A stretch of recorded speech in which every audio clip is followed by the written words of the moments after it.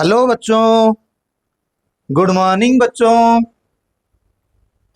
बच्चों आज हम लोग पढ़ेंगे हमारे जो लेक्चर 10 का जो पार्ट 7 जो हम पढ़ेंगे पॉइंट म्यूटेशन के वजह से जो डिजीज होता था। हमने सेक्स लिंक्ड डिजीज पिछले लेक्चर में पढ़ चुके हैं।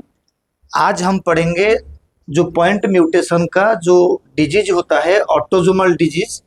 ऑटोजोमल डिजीज भी दो प्रकार के होते हैं, एक होता है ऑटोजोमल डोमिनेंट डिजीज, एक होता है ऑटोजोमल रिसेसिव डिजीज।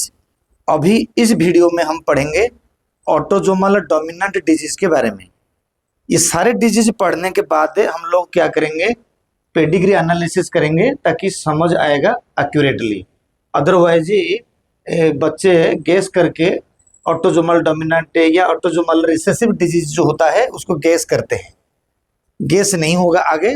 चलो अभी हमें पढ़ते हैं जिसका नाम होता है कि ऑटोजोमल डिजीज। ये डिजीज तभी होता है जब पॉइंट म्यूटेशन होता है, ट्रांजिशन एंड ट्रांसवर्सन होता है ऑटोजोम के अंदर में, जिसके वजह से डिजीज होता है।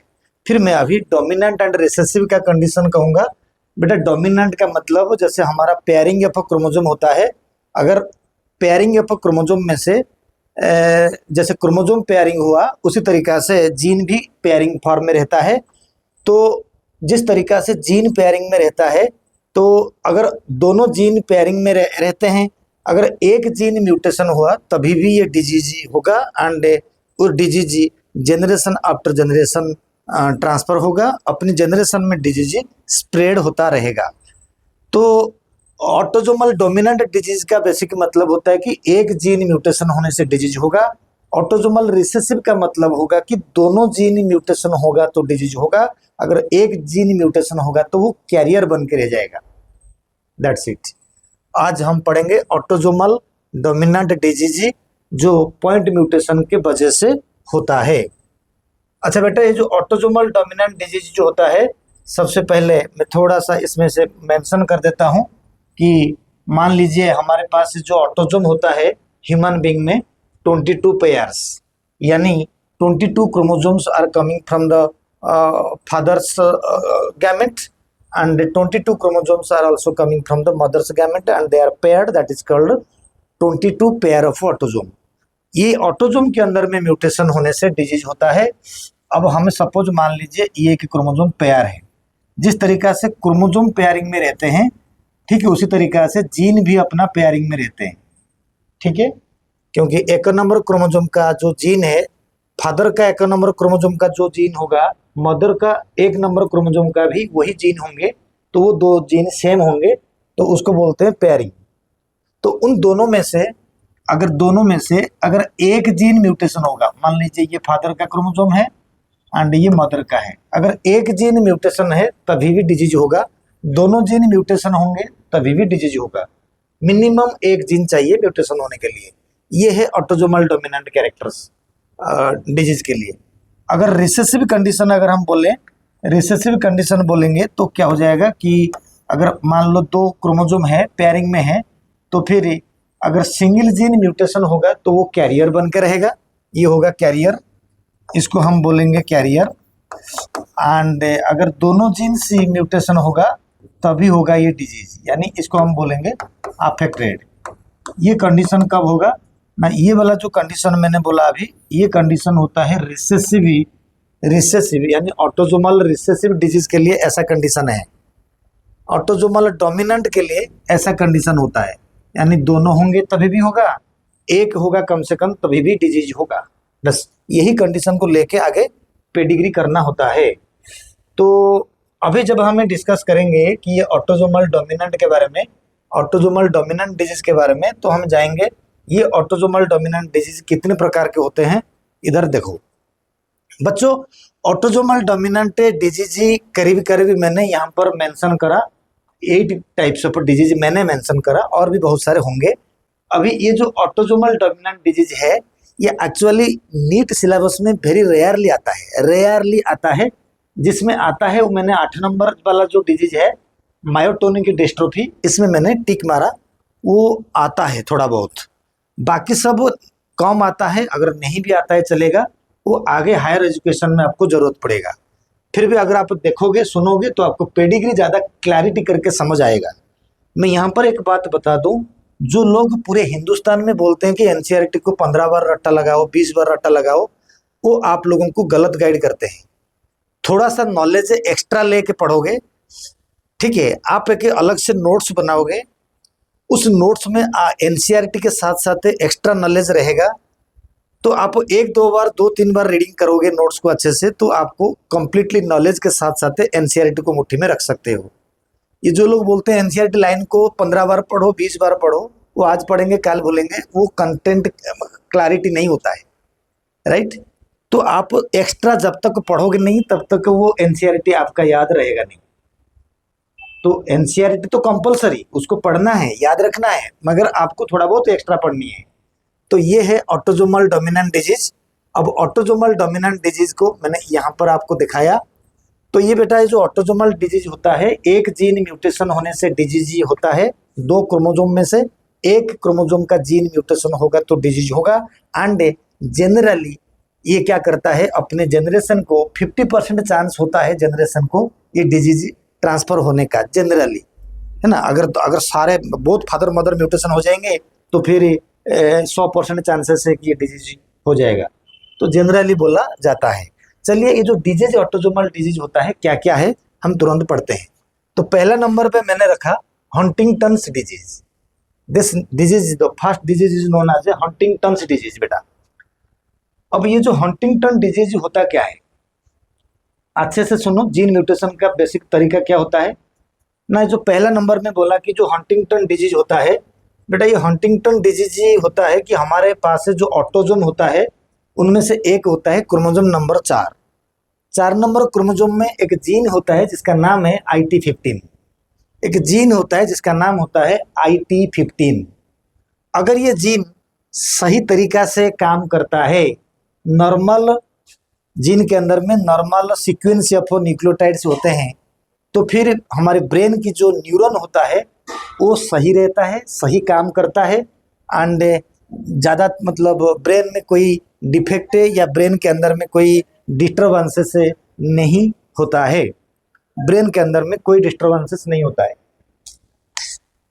अच्छा, तो ठीक उसी तरीका से जब वो ब्रेन का डिस्टर्बेंसेस नहीं होता है तो जीन नॉर्मल होगा। तभी इसमें क्या होता है, जो CAG cytosine adenine and guanine chromosome number 4 में जिस तरीका से रिपीट होना चाहिए, मान लो 5 से 15 बार अगर रिपीट है तो वो सही है, नॉर्मल है।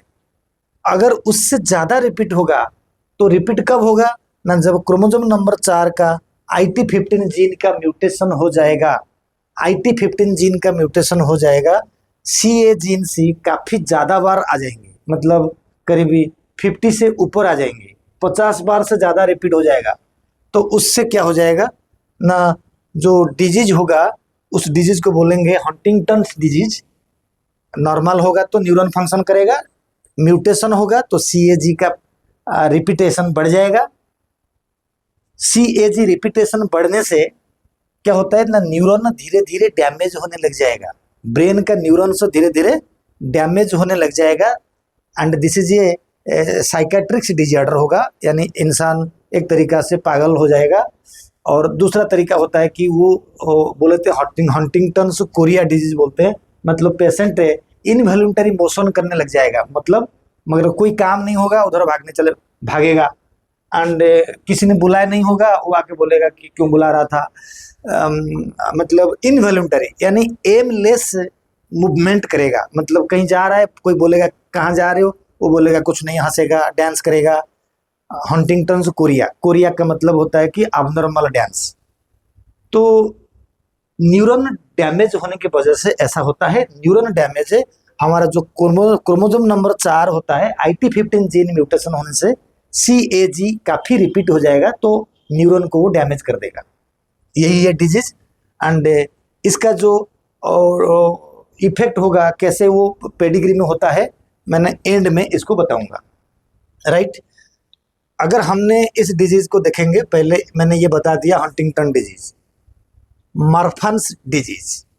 बेटा ये जो 2 नंबर पे मैंने बता रहा हूँ कि what is the Marfan disease ना, मार्फन डिजीज का मतलब होता है, समझो इधर से, मार्फन डिजीज क्या होता है ना, हमारे पास है जो ऑटोजोम होता है, एक क्रोमोजोम नंबर 15 होता है।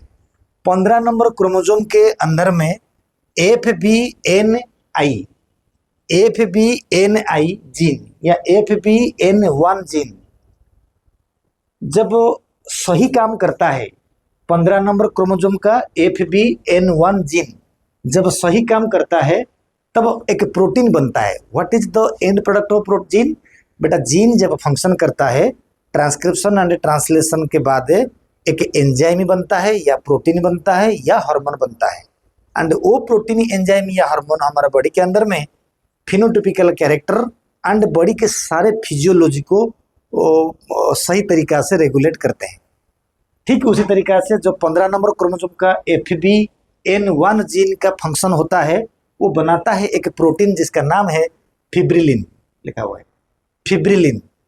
जब फिब्रिलिन बनता है तो वो क्या करता है, हमारे जो स्केलेटल मसल होता है या कनेक्टिव टिश्यू होता है, उस कनेक्टिव टिश्यू को मजबूत करता है। लेकिन जब 15 नंबर क्रोमोसोम का FBN1 जीन म्यूटेशन होता है तो ये फिब्रिलिन जो होता है वो बन नहीं पाता है। जब फिब्रिलिन बनेगा नहीं, कनेक्टिव टिश्यू का स्ट्रेंथ कम हो जाएगा, जिसके अंदर में चलने फिरने में दिक्कत होगा। एंड इसके अंदर में चलने फिरने में भी दिक्कत होगा। और दूसरे तरीका से क्या हो जाएगा, उनकी जो डिफॉर्मेटिक शब्द जो डिजीज होगा, यानी उंगली वगैरह उनके बड़े बड़े हो जाएंगे, जो जॉइंट होगा वो थोड़ा फ्लेक्सिबल हो जाएगा, तो बहुत किस्म के सिम्टम्स अराइज होगा। यानी हमारा जो कनेक्टिव टिश्यू होगा वो कनेक्टिव टिश्यू सही तरीका से काम नहीं करेगा, वो फ्लेक्सिबिलिटी बढ़ जाएगा, उसकी बोन में दिक्कत होगा, मसल में भी दिक्कत होगा। उंगली थोड़ा बड़े बड़े लंबे लंबे उंगली हो जाएगा, थोड़ा थीन हो जाएंगे, है ना, तो टॉल पर्सन्स हो जाएगा, अनयूजुअली टॉल हो जाएगा, तो ऐसा दिखाई देगा। अब 3 नंबर डिजीज या मैंने इसमें दिखा रहा हूँ 3 नंबर में, ये 2 नंबर गया। 3 नंबर डिजीज के पास चलते हैं। एक 3 नंबर डिजीज का नाम दिया मैंने अकंड्रोप्लासिया। अकंड्रोप्लासिया क्या है ये disease? Autosomal dominant disease. Dominant का मतलब मैंने पेडिग्री बनाऊंगा सारे डिजीज के बाद। अकंड्रोप्लासिया में क्रोमोसोम नंबर 4, बेटा 4 नंबर क्रोमोसोम में एक जीन होता है जिसका नाम है FGFR3। FGFR3 एक जीन होता है, जो जीन जब फंक्शन करता है वो normal growth of the bone करता है। एक्चुअली हम लोगों का जो हाइट होता है वो हाइट ही ग्रोथ हार्मोन से होता है। वो ग्रोथ हार्मोन को बनाया किसने? जीन ने बनाया। अगर जीन होगा म्यूटेशन तो ग्रोथ हार्मोन बनेगा नहीं। तो ग्रोथ हार्मोन बनेगा नहीं, जो हमारा फीमर बोन होता है लेग का, वो छोटा हो जाएगा, उसका लेंथ, उसका जो ग्रोथ होना चाहिए वो ग्रोथ नहीं होगा।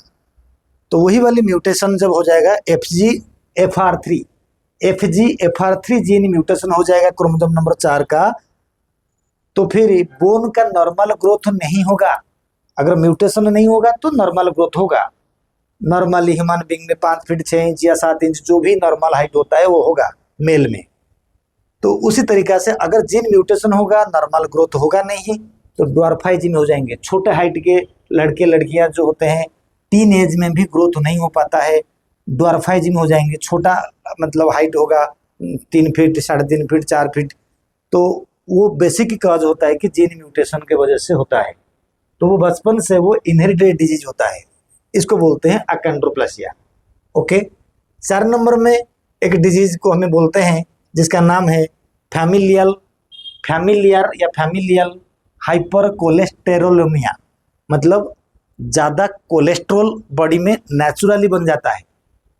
इधर मतलब फालतू के चीज़ नहीं खाने के बावजूद भी बॉडी में बैड कोलेस्ट्रॉल का परसेंटेज बढ़ता है।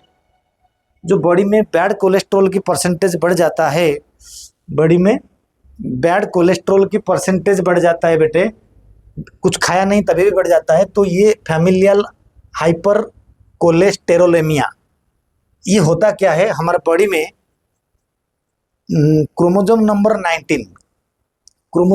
19 के अंदर में हमारे बॉडी में एक जीन होता है जिसका नाम है LDLR जीन। लिखा हुआ है LDLR जीन।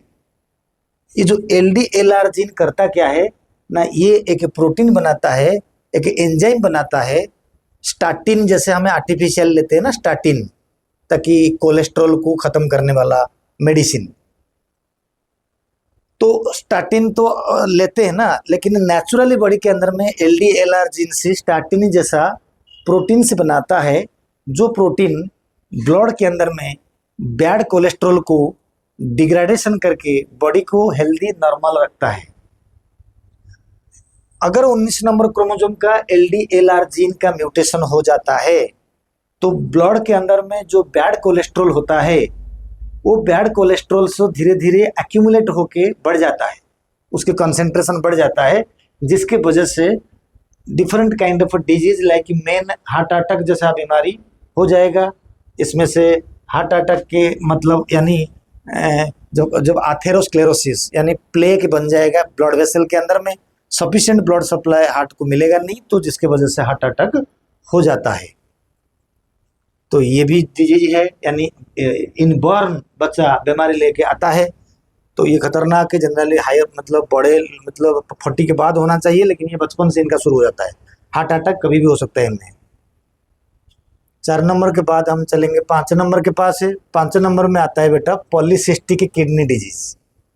सुना होगा पॉलीसिस्टिक, सिस्ट मतलब क्या होता है, फ्लूइडी फील्ड सैक, एक छोटा छोटा बेलून जैसा सैक लाइक स्ट्रक्चर, उसके अंदर में पानी भरा रहता है किडनी के अंदर में, अंदर बाहर में। मैं दिखाऊंगा डायग्राम थोड़ा बहुत अब तुमको। पॉलीसिस्टिक किडनी डिजीज सबसे पहले हमें क्या देखेंगे ना, पॉलीसिस्टिक किडनी डिजीज हमारे पास है आता है बेटे chromosome number 16 and chromosome number 4 number chromosome and 16 number chromosome के अंदर में 2 जीन होता है, एक होता है PKD1, एक होता है PKD2। पीकेडी मतलब पॉलीसिस्टिक किडनी डिजीज, जीन का नाम वैसे ही दिया जाता है, PKD1 एंड PKD2। ये 2 जीन क्या करते हैं ना, एक प्रोटीन बनाता है जिसका नाम है पॉलीसिस्टीन, लिखा हुआ है। एक प्रोटीन बनाते हैं, जीन का प्रोडक्ट प्रोटीन होता है। ये जीन बनाया एक प्रोटीन जिसका नाम है पॉलीसिस्टीन। ये पॉलीसिस्टीन प्रोटीन नॉर्मल किडनी का फंक्शन करता है, मतलब कितना पानी ऑब्जर्व कब करना चाहिए, कब पानी को रिलीज कर देना चाहिए, एंड इलेक्ट्रोलाइट बैलेंस किस तरीका से करना चाहिए, उस सारे फंक्शंस किडनी अपने नेचुरल तरीका से करता है, बड़ी फिट रहता है। अगर 16 नंबर एंड 4 नंबर क्रोमोसोम में से दोनों क्रोमोसोम का जीन हो या कोई एक जीन हो, PKD1 और PKD2 दोनों में से कोई एक अगर म्यूटेशन हो जाता है तो पॉलीसिस्टीन प्रोटीन अप्रोप्रिएट अमाउंट में बन नहीं पाता है, जिसके वजह से किडनी के ऊपर, किडनी के अंदर, किडनी के बाहर भी fluid filled sac that is called cyst. Cyst कुछ नहीं होता, एक छोटा सा सूजन आ जाएगा, उसके अंदर में पानी भरा रहेगा, तो फ्लूइडी फील्ड सैक डेवलप हो जाएगा किडनी के ऊपर, जिसके वजह से किडनी का साइज बढ़ जाएगा। ठीक है, थोड़ा सा अगर तुम लोग देखना चाहो, फिर जब बढ़ जाएगा किडनी अपना नेचुरल फंक्शन कर नहीं पाएगा। किडनी जब नेचुरल फंक्शन नहीं कर पाएगा तो किडनी अगर नेचुरल फंक्शन नहीं कर पाएगा तो डिजीज होगा, तो फिर इवन वो एक्सक्रीशन प्रॉब्लम होते होते वो किडनी फेल्योर होने का चांसेस ज़्यादातर रहता है। यही देख लो, natural kidney, normal kidney, polycystic kidney. बढ़ा के दिखाऊं तो देख सकते हो, नॉर्मल किडनी है इधर से, एंड पॉलीसिस्टिक किडनी जैसे एक एक टाइप ऑफ छोटा छोटा सैक लाइक स्ट्रक्चर में पानी भरा हुआ है, किडनी का साइज बढ़ जाता है, किडनी नेचुरल फिल्ट्रेशन कर नहीं पाता है, राइट। इस तरीका से ये भी है ऑटोसोमल डोमिनेंट डिजीज, एक जीन म्यूटेशन होने से डिजीज हो जाएगा। अब 5 गया, 6 नंबर कंडीशन के पास आते हैं। 6 नंबर कंडीशन पे क्या होता है ना, 6 नंबर में आता है लॉन्ग क्यूटी सिंड्रोम। बेटा ये लॉन्ग क्यूटी सिंड्रोम होता क्या है, क्यूटी का सिंड्रोम का मतलब मैंने यहाँ पर एक इलेक्ट्रोकैर्डियोग्राम ECG का फोटो लगाया। ये ECG का फोटो को अगर हमें देखो चेक करेंगे, दिख नहीं रहा होगा तो मैं बड़ा कर देता हूँ। ये जो कहानी होता है, अगर मैं बड़ा, अभी एक सेकंड रुको, अच्छा ये जो होता है आप इधर करके बड़ा कर सकते हैं, मैं इधर से भी दिखा सकता हूँ। रुक जाओ पहले। तो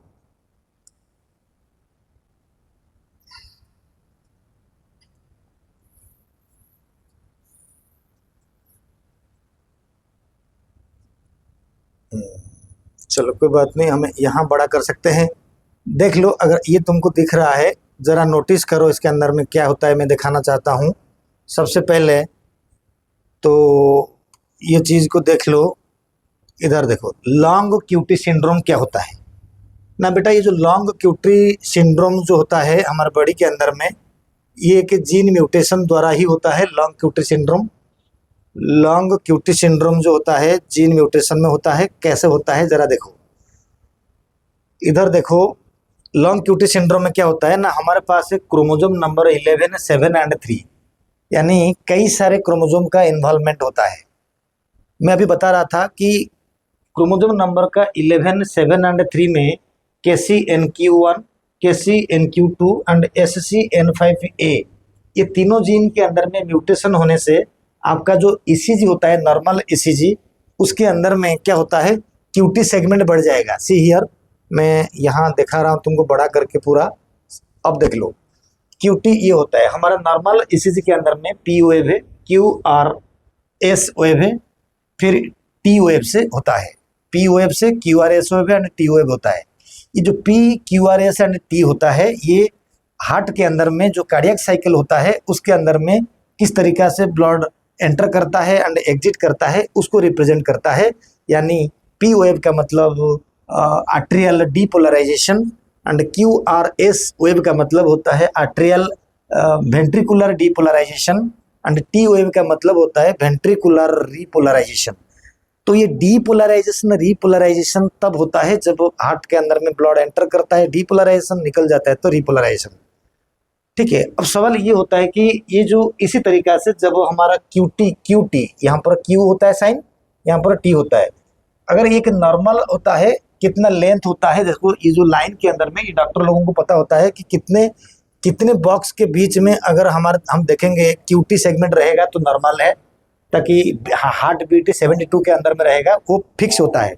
अब वो देखो, एक पेशेंट के अंदर में लॉन्ग QT इंटरवल में QT सेगमेंट काफ़ी लेंथ ज़्यादा बढ़ गया। तो ये लेंथ तभी बढ़ता है जब जीन के अंदर में म्यूटेशन आता है। जीन के अंदर में म्यूटेशन 11, 7 एंड 3 क्रोमोजोम के अंदर में respective gene KCNQ1, KCNQ2 and SCN5A gene का जब म्यूटेशन होता है तब ये लॉन्ग क्यूटी इंटरवल होता है। ऐसे होने से क्या होता है ना, बेसिकली क्या होता है ना, इलेक्ट्रोलाइट का इम्बालेंस होता है बॉडी के अंदर में, हार्ट के अंदर में। तो हार्ट के अंदर में इलेक्ट्रोलाइट इम्बालेंस होता है, हार्ट अटैक होता है एंड जनरली ये जीन म्यूटेशन के द्वारा ही होता है। कभी कभी एक्वायर्ड कैरेक्टर में के द्वारा भी हो जाता है, लेकिन मैं जीन म्यूटेशन पढ़ा रहा हूँ। एक्वायर्ड म्यूटेशन जो होता है वो डॉक्टर लोग बताएंगे कि कभी कभी हाइपोथायरॉयडिज्म के द्वारा भी ऐसा डिजीज कंडीशन दिखता है एंड अदर इलेक्ट्रोलाइट के बैलेंस की वजह से भी होता है। चलिए, जैसे भी होगा, 11, 7, 3 क्रोमोसोम नंबर में लॉन्ग क्यूटी सिंड्रोम मैंने बता दिया। अब हमें जाएंगे 7 नंबर में, ओस्टियोजेनेसिस। बेटा, ओस्टियोजेनेसिस, व्हाट इज ओस्टियोजेनेसिस ना, ओस्टियोजेनेसिस से क्या होता है ना, हमारे पास है क्रोमोसोम नंबर 17। देख लो इधर से, 17 नंबर क्रोमोसोम के अंदर में, 17 नंबर क्रोमोसोम के अंदर में एक जीन होता है जिसका नाम है COL1A1। कॉल मतलब कोलाजिन, COL1A1, इसको शॉर्टकट में कोला बोलते हैं, कोला प्रोनाउंस करते हैं, कोला। तो COLA1A1, COLA1A2, ये दो जीन है क्रोमोसोम नंबर 17 में। 17 नंबर क्रोमोसोम के क्रोमोसोम नंबर 17 नंबर क्रोमोसोम के chromosome number gene number COLA1A1 and COLA1A2, ये दोनों जीन जब म्यूटेशन हो जाएंगे, दोनों जीन जो म्यूटेशन हो जाएंगे तो इसके अंदर में क्या होगा ना, इसके अंदर में कोलाजिन बन नहीं पाएगा। अगर म्यूटेशन नहीं होगा तो कोलाजिन बनेगा, कोलाजिन बनेगा तो हड्डी मजबूत होगा, बोन का स्ट्रेंथ बढ़ेगा। तो मेन कोलाजिन फाइबर जो होता है बोन के अंदर में बोन का मास को बढ़ाता है। जब जीन म्यूटेशन हो जाएगा, कोलाजिन प्रोटीन बन नहीं पाएगा, कोलाजन नहीं बनेगा तो फिर बोन का स्ट्रेंथ जो होगा धीरे धीरे कम हो जाएगा, बोन मास कम हो जाएगा। इसी का नाम होता है, इसका नाम होता है ओस्टियोजेनेसिस। सी हियर, इसका नाम होता है ओस्टियोजेनेसिस। ठीक है, समझ में आ गया ओस्टियोजेनेसिस क्या होता है। अब दोबारा आता है एक डिजीज का नाम अल्जाइमर डिजीज। बेटा ये जो अल्जाइमर डिजीज होता है ये एक क्रोमोसोम का म्यूटेशन नहीं है, ये कई सारे क्रोमोसोम का म्यूटेशन होता है, जिसका नाम होता है chromosome number 1, chromosome number 4 and chromosome number 21 and chromosome number 14। तो मैं इधर से 3 मेंशन करा, chromosome number 1, chromosome number 14 and chromosome number 21। तो ये तीनों जीन के अंदर में, ये तीनों क्रोमोसोम में जो जीन होता है एपीपी मतलब amyloid precursor protein, amyloid precursor protein से अगर ये नॉर्मल बनता है तो ब्रेन के अंदर में जो न्यूरॉन होता है वो नॉर्मल काम करता है, ब्रेन फंक्शन सही रहता है। PSE1 ये एक प्रोटीन का शॉर्ट फॉर्म है प्रेसिलिन। प्रेसिलिन जब वो बनेगा 21, 14 एंड 1 नंबर क्रोमोसोम के जीन से, PSEN जीन का नाम, उसका प्रोटीन का नाम प्रेसिलिन। जब ये जीन बनाएगा प्रेसिलिन तो सही तरीका से ब्रेन फंक्शन करेगा। अगर ये जीन फंक्शन नहीं करेगा, न्यूरॉन कमजोर हो जाएंगे ब्रेन में, तो पहला सिम्टम्स होगा आपकी डिमेंशिया, भूलने का बीमारी, एंड आपका थिंकिंग की पावर लॉस हो जाएगा, लॉस ऑफ इंटेलेक्चुअल कैपेबिलिटी। तो ब्रेन के फंक्शन कम करने लग जाएगा, लो इंटेलिजेंट बच्चा होगा, तो थिंकिंग पावर लॉस हो जाएगा। इसको बोलते हैं अल्जाइमर डिजीज। ये अल्जाइमर डिजीज जनरली उन्हीं को होता है जिसको डाउन सिंड्रोम होता है। डाउन सिंड्रोम भी 21 नंबर क्रोमोसोम का एक्स्ट्रा होने की वजह से होता है डाउन सिंड्रोम, यानी ट्राइजोम की बात करा जो सिलेबस में है। तो अब सवाल आता है कि इस तरीका से हमारा हो गया कौन सा, अल्जाइमर डिजीज, बीमारी भूलने का बात था। अब लास्ट होता है जो थोड़ा सिलेबस में होता है, जिसको मैंने इंपोर्टेंट बना के रखा, जिसका नाम है मायोटोनिक डिस्ट्रोफी, जिसका नाम है मायोटोनिक डिस्ट्रोफी। अब ये जो मायोटोनिक डिस्ट्रोफी होता है, इसको हम जो पढ़ेंगे ऑटोसोमल डिसऑर्डर में, इसको हमें जाएंगे नेक्स्ट पेज में। अब देखो बेटे ये मायोटोनिक डिस्ट्रोफी क्या होता है ना, यहाँ पर लिखा गया है कि 2 जीन, लेकिन दोनों जीन यहाँ पर chromosome number 19 and chromosome number 3 के अंदर में प्रेजेंट है। 19 के अंदर में जो जीन प्रेजेंट है इसका नाम है DM1 यानी मायोटोनिक डिस्ट्रोफी, MD या DM, myotonic dystrophy 1 gene, and second gene का नाम मायोटोनिक डिस्ट्रोफी 2 जीन। ये 2 जीन जो है वो क्रोमोसोम नंबर 3 में है, 1 जीन जो है क्रोमोसोम नंबर 19 में है। अब सवाल है कि ये होता क्या है। बेटा एक चीज सुनो कि जो क्रोमोसोम नंबर 19 के अंदर में जो जीन होता है DM1 मायोटोनिक डिस्ट्रोफी 1 जीन का नाम, ये जीन जब नॉर्मल फंक्शन करता है तो हमारे बॉडी के अंदर में, क्रोमोसोम के अंदर में जो न्यूक्लियोटाइड सीक्वेंस होता है, वो न्यूक्लियोटाइड सीक्वेंस का नाम होता है यहाँ पर CTG।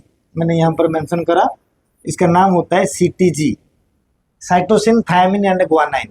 इनका एक नेचुरल रिपीट होता है। नेचुरल रिपीट का मतलब बेटा कि 5 से लेके 35, 5 से 35 तक अगर है तो नॉर्मल है। CTG ये हमारा DNA फिंगरप्रिंटिंग के टाइम पे जरूरत पड़ता है बोला, ठीक है।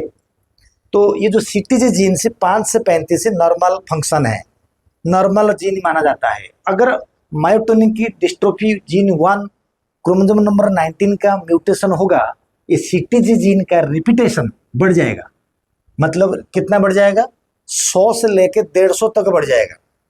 अगर CTG जीन की हमारे बॉडी में साइटोसिन, ग्वानाइन इनका जो CTG, साइटोसिन, थायमिन, ग्वानाइन का रिपीटेशन CTG बार बार आएंगे, ठीक है। मतलब बायोलॉजी बच्चा ही समझ पाएगा, ठीक है, तो बायोलॉजी है, बायोलॉजी वाले ही देखेंगे। तो CTG जो रिपीट होगा 100 से 150 की बात कर रहा हूँ, उससे कम होगा तो माइल्ड होगा, उससे ज़्यादा होगा तो डिजीज होगा। 100 से 150 रिपीट होंगे तो क्या होगा, तो उसमें सिम्टम अराइज हो जाएगा 100 से 150। अगर 3 नंबर क्रोमोसोम में CCTG का रिपीट होता है, सेम रीजन है। CCTG 19 नंबर में आता है CTG का रिपीट। इसके वजह से क्या क्या होता है, इसके वजह से जो होता है मैं सिर्फ कहता हूँ, तुम सुनोगे।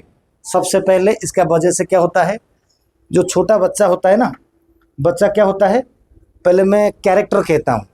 कैरेक्टर में क्या होता है, long contraction and delay relaxation muscle के। मसल कॉन्ट्रैक्शन अबनॉर्मल होगा, कभी भी हो जाएगा। पेनफुल कंट्रैक्शन, क्या कह रहा हूं मैं, painful contraction and delayed relaxation, it means muscle spasm, it means muscle spasm, मतलब कभी भी कंट्रैक्शन हो जाएगा। मतलब आप बच्चा का हाथ का जो मुट्ठी होता है वो कभी भी टाइटली बंद कर देंगे। कभी कभी तुमने देखा होगा, तुम्हारा दोस्त होगा वो ऐसे ऐसे करके टाइटली मुट्ठी को बंद करने लगता है। तो ये होता है कि अनयूजुअल, आप चाहते नहीं हो, आपके मसल कंट्रैक्शन अपना आप हो रहा है। मसल कंट्रैक्शन अनयूजुअल तरीका से, इनवॉल्यूंटरी तरीका से, मसल कंट्रैक्शन नेचुरली नहीं होता है, इनवॉल्यूंटरी अपना आप हो जाता है। लेकिन रिलैक्सेशन समय के हिसाब से नहीं होता है, तो इसीलिए लंबे समय तक ग्रिप को, उंगली मतलब हमारा पाम को या मुट्ठी को मतलब बंद रहता है मुट्ठी, ताकि खुलता नहीं है आसानी से। बहुत देर के बाद फिर जब याद आता है किसी को तो फिर खुलने लगता है, लेकिन वो हमेशा ऐसे ऐसे पकड़ के रखता है। आपका अपने बच्चों को ऐसे नज़र आप करोगे तो शायद दिखने को मिल सकता है किसी का।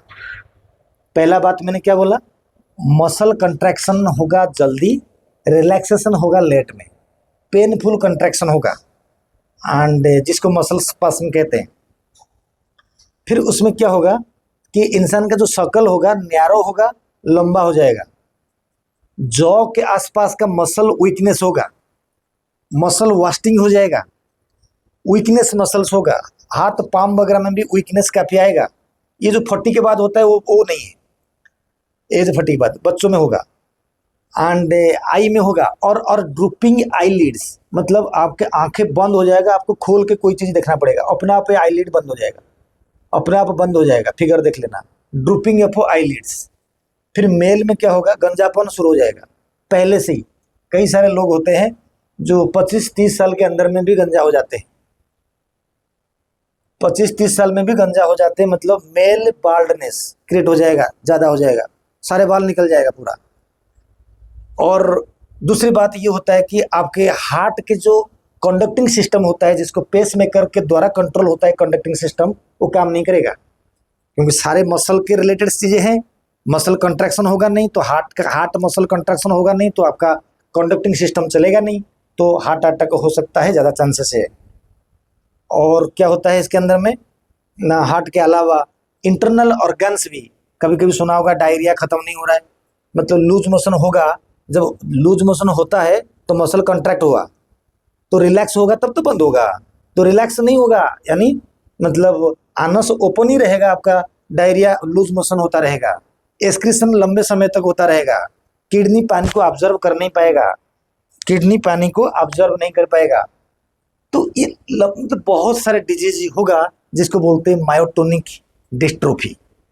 मायोटोनिक की डिस्ट्रोफी जो क्रोमोसोम नंबर 19 का DM1 gene and chromosome number 3 का DM2 जीन का म्यूटेशन के वजह से होता है, जिसमें मसल का कंट्रैक्शन जल्दी होता है, प्रोलॉन्ग्ड होता है, लंबे समय तक होता है, रिलैक्सेशन नहीं होता है, लेट में होता है, जिसकी वजह से बच्चा का हाथ थोड़ा कांपता है और मुट्ठी अपना आप बंद हो जाता है, जॉ बंद हो जाता है, मसल वीकनेस होता है, बोलने में दिक्कत होता है, फेस लंबा होता है, ये बहुत सारे सिम्टम्स होता है। आप तो मतलब आगे पढ़ोगे नॉर्मल चीज़ें में, तो इसको बोलते हैं मायोटोनिक डिस्ट्रोफी।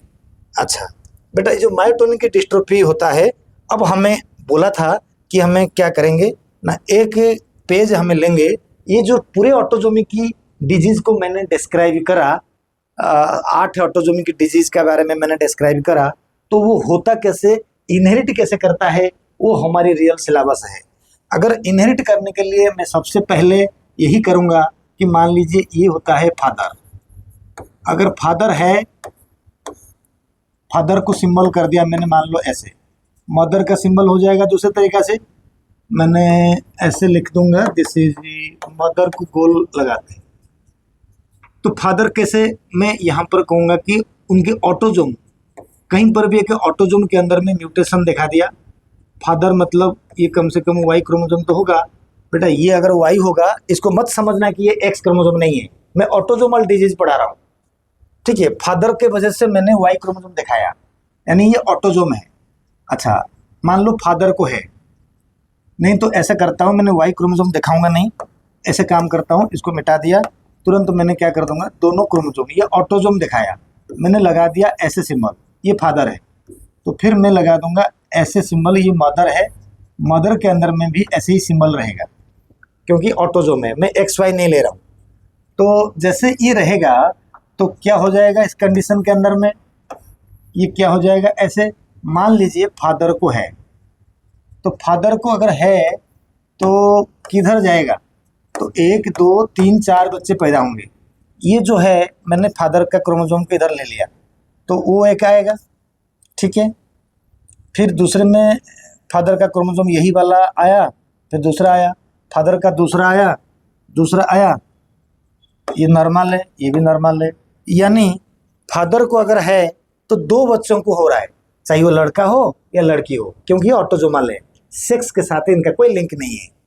एक समझ में आ गया, सेक्स के साथ कोई लिंक इसका नहीं है। मैं 2 नंबर करके दिखाता हूँ, देखो बेटा 2 नंबर कैसे होता है। मान लीजिए हमने यहाँ पर कहेंगे फादर को सपोज नहीं है, मान लीजिए इसमें कहेंगे कि मदर को है, मदर को है मतलब मदर का एक क्रोमोसोम में डिजीज है, यानी मदर को है, डोमिनेंट मतलब एक को है तो डिजीज है, अगर 2 को है तभी भी होगा डिजीज, कोई दिक्कत नहीं है। तो इसमें भी सेम कंडीशन आएगा, 1 2 3 4 कंडीशन आएंगे, 1 2 1 2 1 2 1 2।